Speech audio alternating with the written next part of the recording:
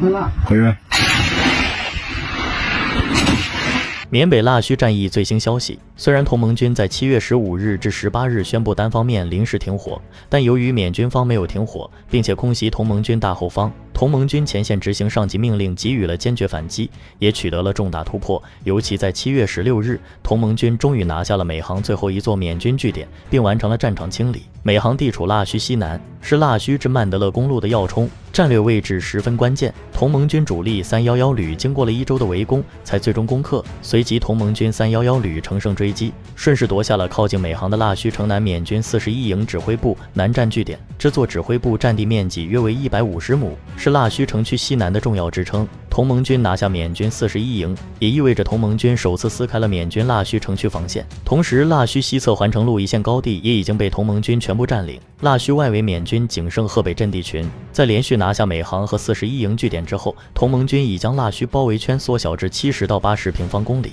7月17日一整天，双方基本处于紧张对峙状态，没有爆发大规模冲突。传言同盟军入城与缅军进行谈判，并没有取得良好的效果。目前同盟军与缅军争夺最为激烈的焦点就是腊戌城南五堡的507营高地。尽管同盟军211旅已将该营地围得水泄不通，但缅军还在通过战机和多管火箭炮进行苦力支撑，双方陷入拉锯战。507营战略位置极端重要，可以说已经成为同盟军与缅军争夺的精神标杆。7月7日，同盟军就曾短暂攻入507营，7月8日一早又被缅军利用重炮和飞机轰炸重新夺回。截止7月17日，在腊戌城南五堡，同盟军已经至少控制了1/3以上的街区，满爱片区已经基本被同盟军拿下。另外，同盟军还拿下了七堡一些外围区域。由于当天战事暂缓，腊戌城区的居民也利用这一档口到七堡菜市场采办必要食品。尽管同盟军已经将战线全面推进至腊戌城区腹地，但缅军仍能凭借五堡、七堡和12堡的关键据点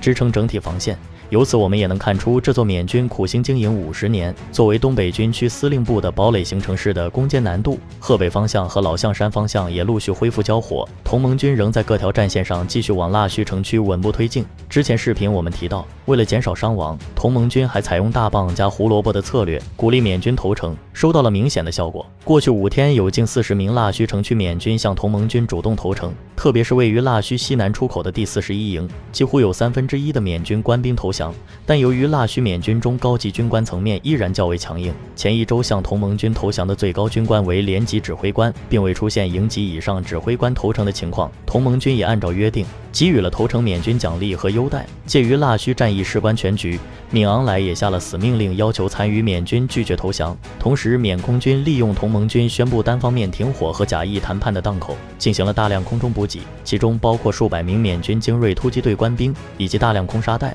用于装填沙土加固据点周边临时阵地。7月18日，同盟军211旅迅速沿美航至腊戌公路推进至城区。同盟军与缅军在腊戌客运站爆发了新的冲突，虽然是试探性交火，但这也是城南战线整体推进至腊戌城区的重要信号。同时，为了躲避即将到来的战事升级，腊戌一些居民也纷纷利用各种交通工具向城外撤离。随着停火结束时刻的到来，同盟军各条战线必将有一连串硬仗要打。这是腊戌附近的一个同盟军班级单位在战斗之前进行战术布置的画面。就在这关键档口，还传来一则人神共愤的消息：缅军面对腊戌战事不利的情况，悍然出动战机对同盟军后方木邦县登尼镇的农贸市场进行报复性投弹，造成多名无辜百姓死伤。缅军常年以来报复轰炸少数民族地区市场、学校、医院的行径已经严重违反了国际公约。我们不禁要问，能把枪炮直接对准自己国民的独裁政权，还有存在的必要吗？缅来武装空袭木邦盖子，